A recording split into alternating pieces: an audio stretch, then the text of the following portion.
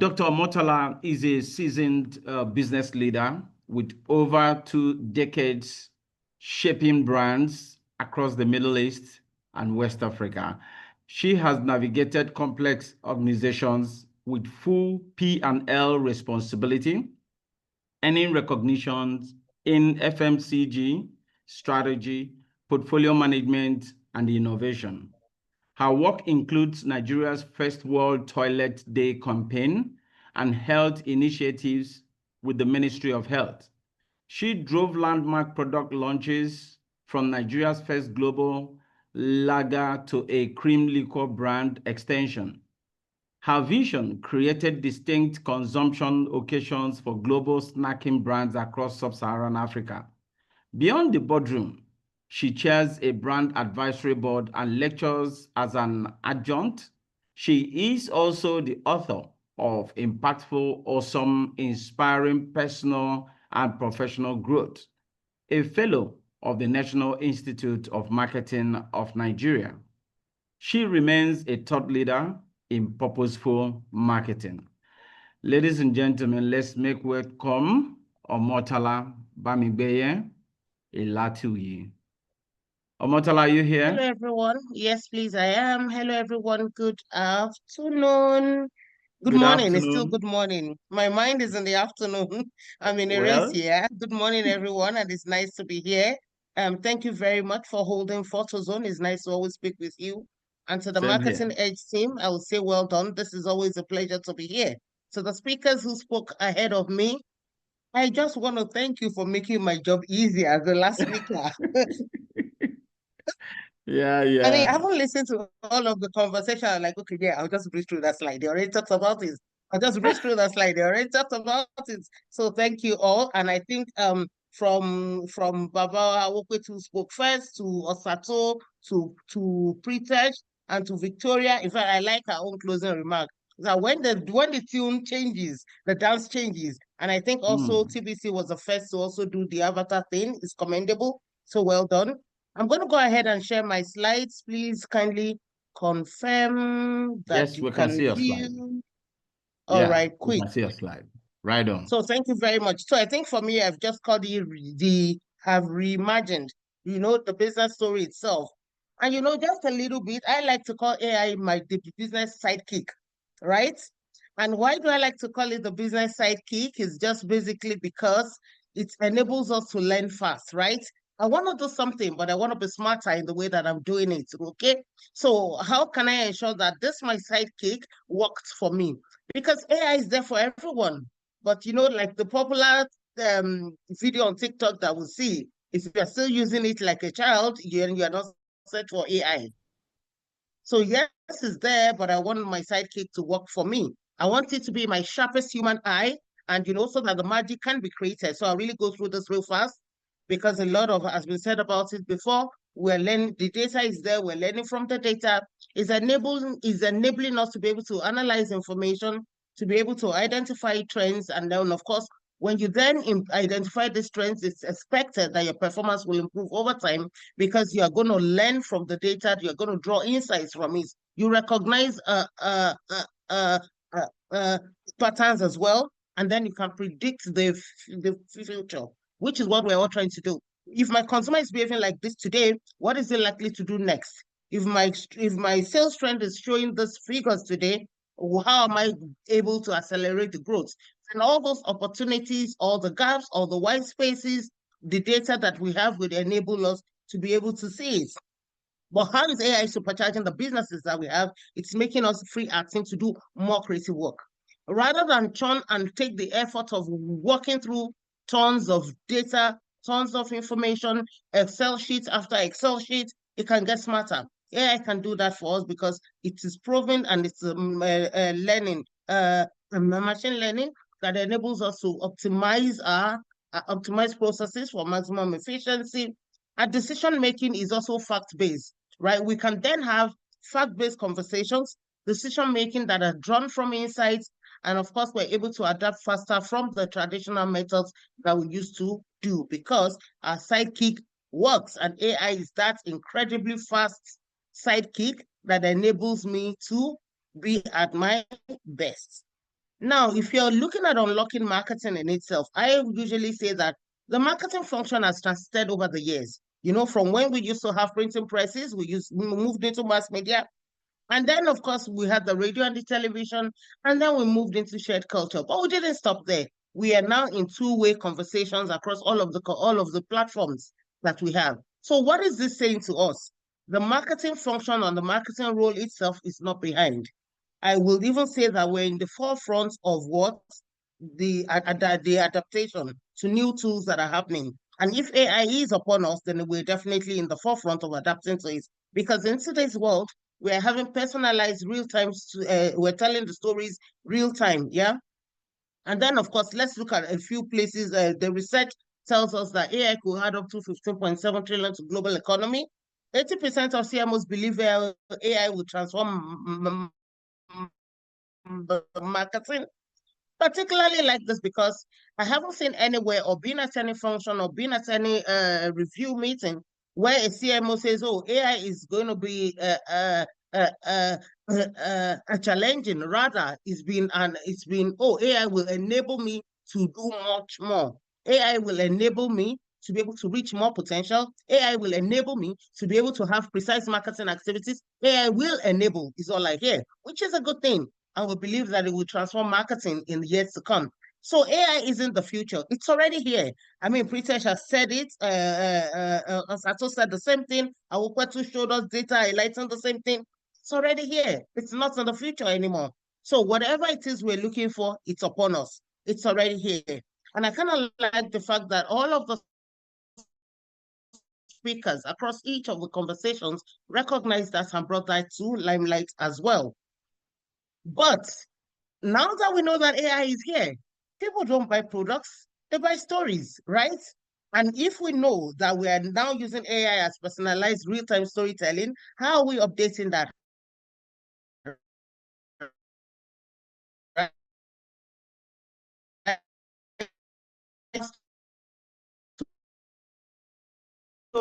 Conversations where real-time data drives the activities, where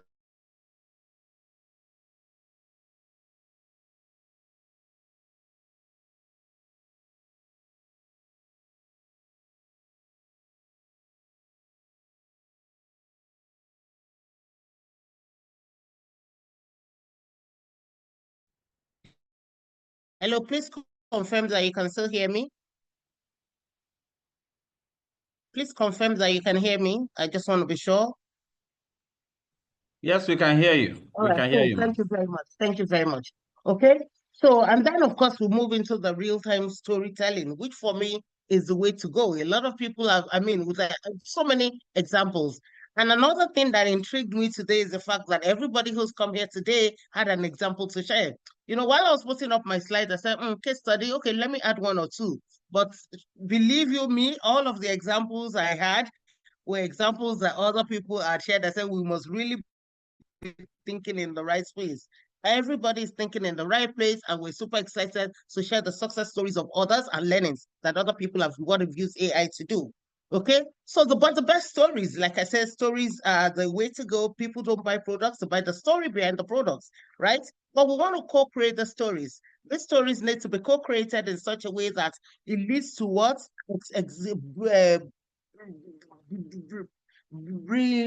brilliance, right? So brilliance is what we're looking for. And of course, when you're able to do that, you have human strategy plus AI execution. And that leads us to precision plus skill, because we can then assure of where we're going, how we're going to get there, and who we will meet when we get there. So we're more precise in the conversations that we're having. We're more precise in the storytelling. And of course, we're able to reach a large scale of people based on the conversations that we're having. And that also makes sure that the future of marketing is human plus the collaboration of AI.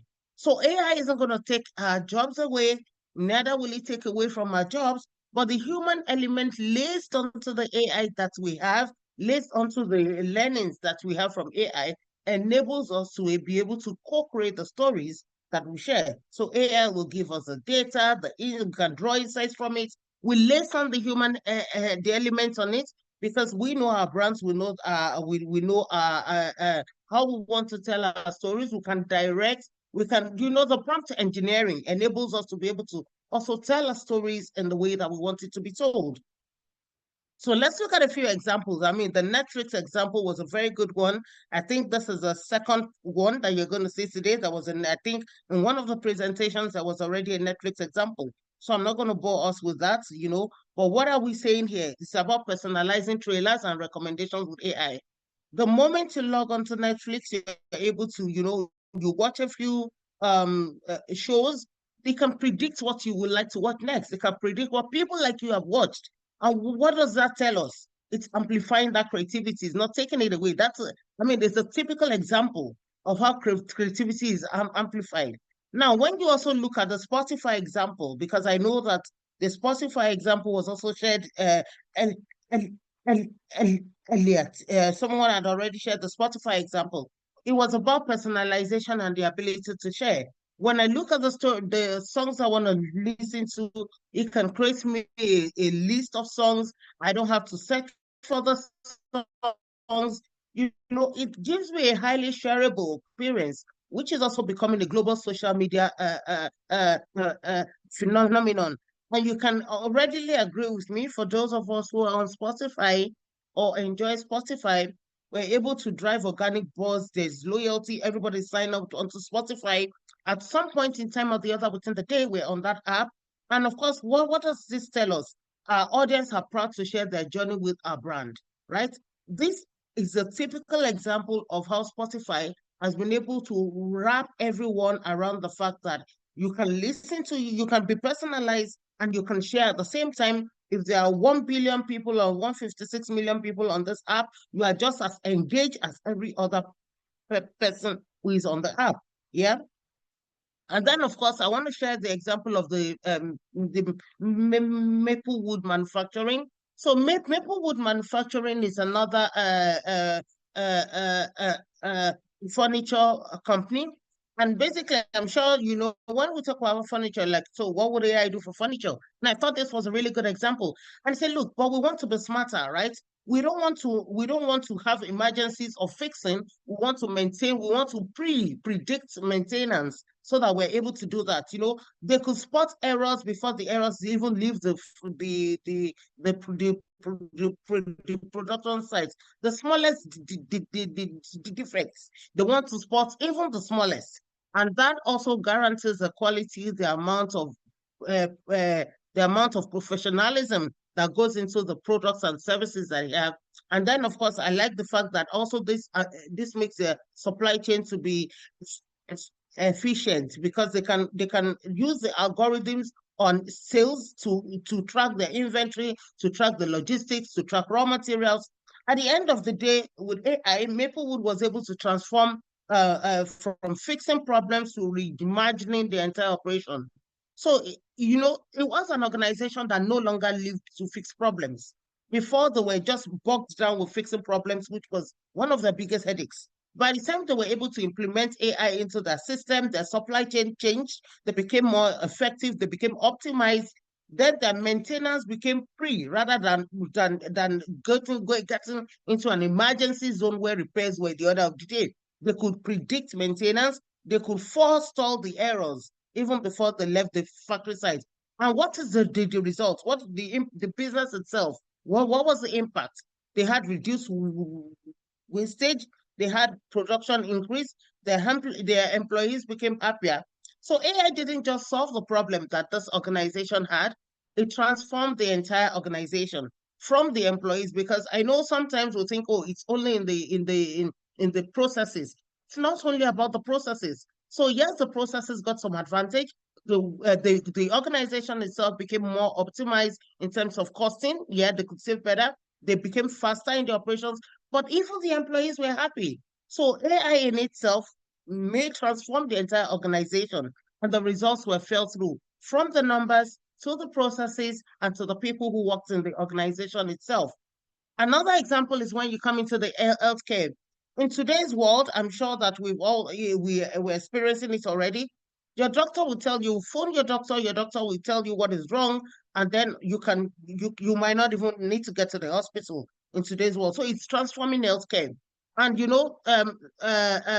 operations, emergencies can be dealt with without necessarily having to wait for long, or analysis, the delays, the research involved into it. All of that has been transformed, right? All of that has been transformed because now it's easier to spot. It's easier to spot what's the issues are, the challenges are, and the precision in the treatments are getting better, smoother, faster, and more efficient. So with AI, they can. With this is an example of a dental conversation. With earlier detection plus more precise treatments became better outcomes. So the treatments were more precise because AI could enable the doctors to analyze dental x-rays, telling them and spotting where the challenges were. And of course, the medications became better. Earlier detection was also found out. And of course, a better outcome for everyone. Okay. Now, when it comes to the shopping as well, Mr. Fu, in the retail space, what I try to do is to take an example across each of the segments. In the retail space, Sephora was already talked about, and AI itself is transforming retail space into personalized shopping experiences. So with Sephora, you have the chatbots, which could help with reservation, product recommendations. You get into the store, you're feeling special and understood because your shopping experience has been personalized for you. Your behavior has been looked at. AI has tried to suggest a few products to you based on your usage, based on the products that you shop, and based on the shopping environment itself and the journey. With with lows as well, you had a shelf monitoring uh, uh, cameras that were able to detect out of stock products. And of course, this also alerted staff instantly for immediate replenishment. So in the retail space, AI isn't just about recommendations. AI doesn't just want to recommend products to you, but your journey, the customer journey itself, is taken note of. Your experiences, how you shop, the products you shop, when you shop, what is important to you. And then even when you didn't take note of it, it begins to study you to enable you to realize that there are more important details that go along your shopping experience. And in all, it creates a seamless shopping journey that makes customers feel valued and businesses run smoother. But the numbers don't lie. Well, let's take in all of the examples that we've shared. We've seen that businesses are 78% of businesses are adopting AI. The economic impact, a lot more people are saying we became more productive. And of course, there's this we see that when we incorporate AI into the business that we run, it's transformative. We feel that we see the transformation. So AI is not just passing a fad, but a fundamental shift in how businesses operate, driving significant gains in efficiency, productivity, and economic value.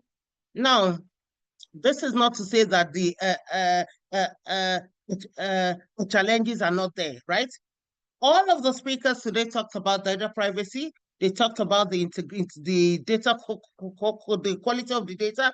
I remember when Pritesh was doing his presentation, he talked about the quality of the data.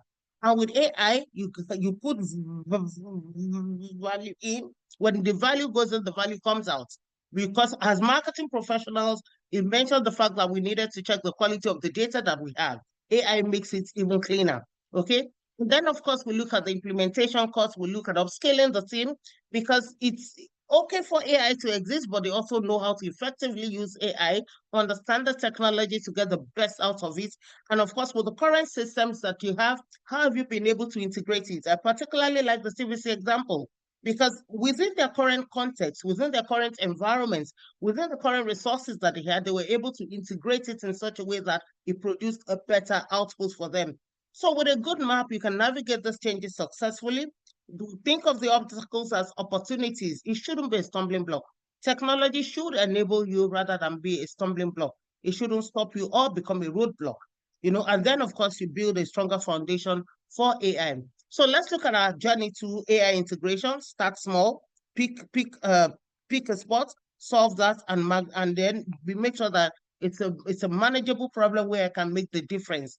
Because when you don't see the difference, you don't even know what the impact is. So, and that enables you to build confidence and provide the quick wins. And then focus on your people. Train the people, focus on teams for creative work and strategic work, and prioritize ethics. Data integrity is important.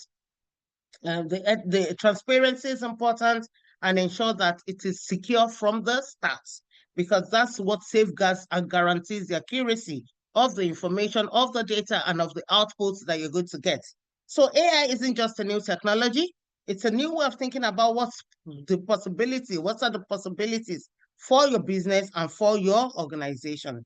Now, if you are reimagining the marketing role, we are becoming architects in the new AI age. We need data literacy skill, the ethical judgment, and the vision to create.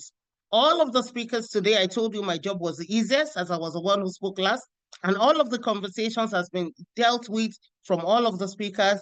But in all, everybody talked about that the future belongs to marketers who blend data with empathy.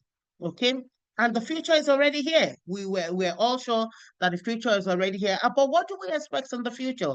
It's about AI-powered targeting and immersive for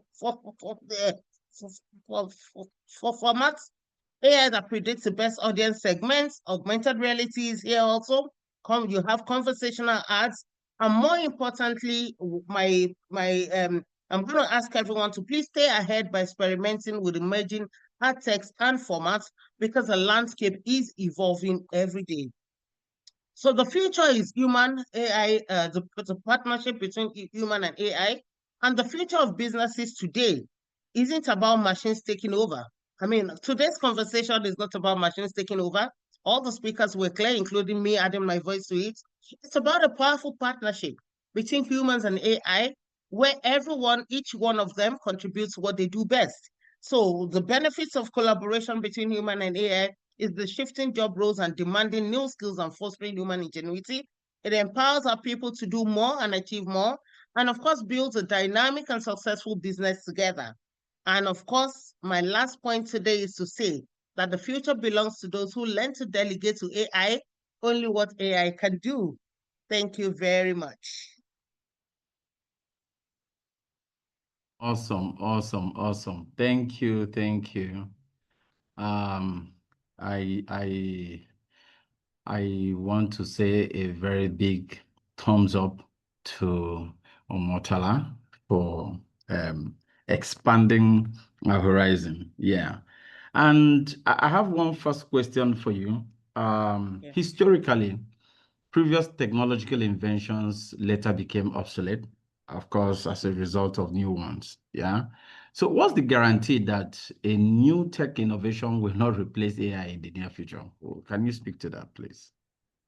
Even if the new taxi, what did I say? To keep evolving, right? We're supposed to stay on track. We're supposed to be aware of it. And will AI be replaced by something else? It will only be an improvement. It will only be an enhancement, right? It will only be an improvement. It will only be an enhancement. But the most important thing is the fact that with technology, with the new rise of technology, it should never ever be looked at it like a stumbling block, rather something that enables us to become better, smarter, and optimal, become more efficient at our jobs, right? I gave the example of how we transition from press printing to media to two-way communication. Marketing has always been in the forefront of trying to adapt. So even if the new something else comes up on top of AI, it's an enhancement that the marketing team will happily embrace. Why? Because when technology comes, it not only comes for us, it comes for the entire world. And if our consumers are moving, we need to be moving just in line with them or even ahead of them. We shouldn't be left behind. Thank you. You're on mute, Zone. Yeah. Sorry. Yeah, that's a good one. And can I ask that, of course, do you think that with the disruptive nature of AI and imminent shift reshaping the roles of chief marketing officers, do you think agencies in 2030 will need marketing managers? Yeah, chief marketing officers. I believe that the role will not be scarce, will not be scrapped. Basically, because even when you have AI, the human element is still important. The future is a fusion of human plus AI. So that already answers that. It's a fusion of human plus AI. Hmm. Hmm. True that. True that. And on this note, I would like to say a very big thank you to you, Ma. Thank you for your time, and we totally enjoyed your session, as always. Thank you too. I'm happy to be here. Beautiful. And so this is where we will draw the curtain for our first segment. The next speaker will be up. But before that, I would like to appreciate or give a special shout out to our first session guest speakers, Baba Awepetu, consultant, strategy, marketing, Stragma. Thank you so much for showing up. And our second speaker, or Sato, a woman, marketing director, Moet Hennessy Nigeria Limited. Thank you so much for your time. And we also had our Pritesh Selraj, Chief Executive Officer, Loris. Thank you, Pritesh, for your time this afternoon. And of course, Mrs. Victoria Abiola Ajayi, the GMD TVC Communications. Thank you for coming through, ma. And our recent speaker, Dr. Tola Bamigbeye Elatuyi, the Chief Operating Officer, Society for Corporate Governance, Nigeria. And if I may say, Dr. Tola, I don't know if you're still here because some persons just sent in another question while I'm doing this vote of thanks, and I don't know if you are still with us, so you can quickly take on that question. Oh, beautiful, she's still here. Okay, so the question goes, how best could human creativity and AI work in a symbiotic relationship? How So how best best can they work in a can symbiotic human relationship? creativity and AI work in a symbiotic relationship? I think one of the things to look at is my closing remark was give to AI only what AI can do and give to the human what the human can do.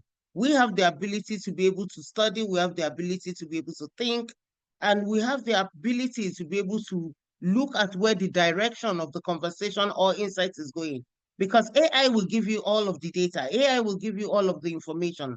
What you then do with that information is where the human element comes in. So how do you then do the symbiotic relationship? Is by taking your time to analyze the information that AI gives you, draw your insight from it, and relate it to your business at the time. Remember, no one can fit all. AI will suggest to you. You then have to now deploy that insight into your current situation, into the business that you run, into your current space, taking into consideration who your own customers are and what your brand stands for, your vision of the organization, your mission, whatever it is that you are standing for. So that fusion is at that point where insight becomes execution or insight leads into strategy. You take the insight from AI, you infuse it into your strategy because you are humanizing that insight by infusing it into your strategy. And only you know where it hurts or where you're trying to improve. The optimization, the efficiency is then driven or achieved as an output at that end, only when the fusion is achieved. Thank you.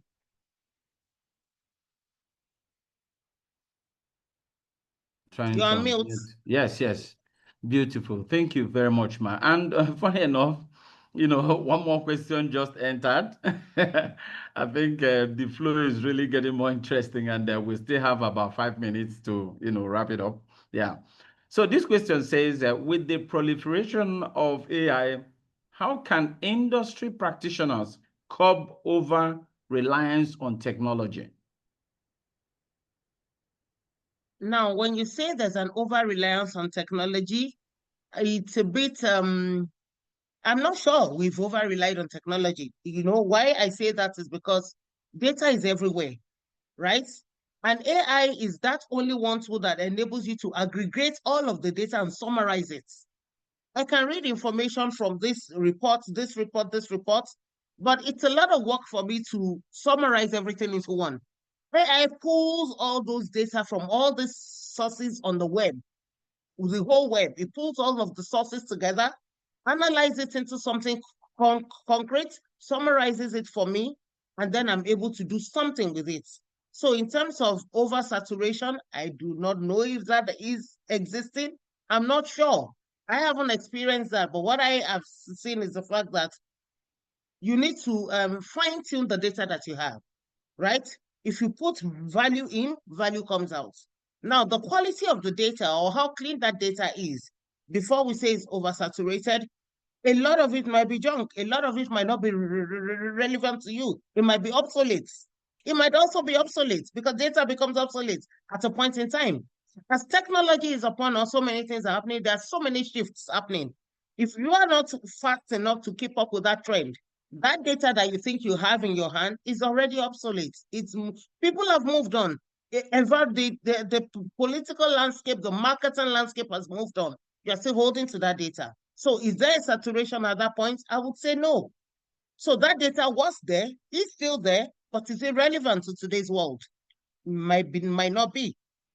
So again, if you feel that there's an oversaturation, try and sift that data that you have.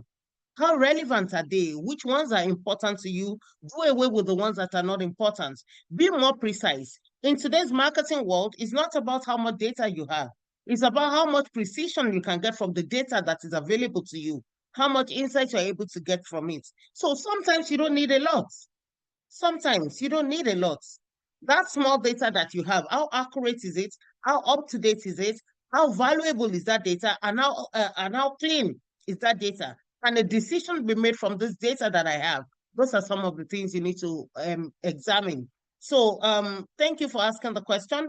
Please kindly do not get fixated with the oversaturation. You're not going to take data away. People are turning data every day, where access to technology, access to the internet is increasing daily. Hence, there will be more data in the future. So choose what works for you, deal with the data that is important to you, and be able to draw the right insights from it. Thank you. Awesome, awesome, awesome. Thank you so much. Thank you so much, Tola. And at this point, we will let you go. Thank you for your time today. Thank you too. Awesome.